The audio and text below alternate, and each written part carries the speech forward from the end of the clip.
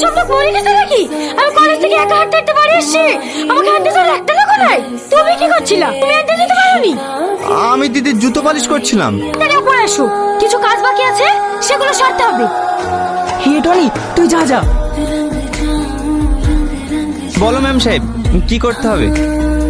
আমি তোমাকে ভালোবাসি, আমি তোমাকে বিয়ে করতে চাই। দেখো না দিদি, ও আমাকে ভালোবেসে বিয়ে করার জন্য জেদ করছে। এটা কি তোমাদের ফ্যামিলিতে মেনে নিতে পারবে? অবশ্যই পারবে, কারণ ভালোবাসা বড়লোক গরিব দেখে হয় না। আমিও তো একটা গরিব ছেলেকে ভালোবাসি, দিন আনে দিন খাই। আমি দুদিনের মধ্যে ওকে বিয়ে করব, কেউ বিশ্বাস রাখো, আমাদের ভালোবাসাও পূর্ণতা পাবে। আমি ওকে সেটাই বলি, তো আমার কথা বোঝার চেষ্টাই করে না। তোমার আব্বা আমাকে এই বাড়িতে ছোট থেকে নিজের ছেলের মতো মানুষ করেছে, আর আমি তার সাথে এরকম বিশ্বাসঘাতকতা করি কিভাবে বলো? এতে বিশ্বাসঘাতকতার কি আছে? আমি তোমাকে ভালোবাসি, তুমি আমাকে বিয়ে করবা, সিম্পল। তুমি আমার কথা বুঝতে পারবে না, আমাকে বাধ্য করতে যেতে হবে।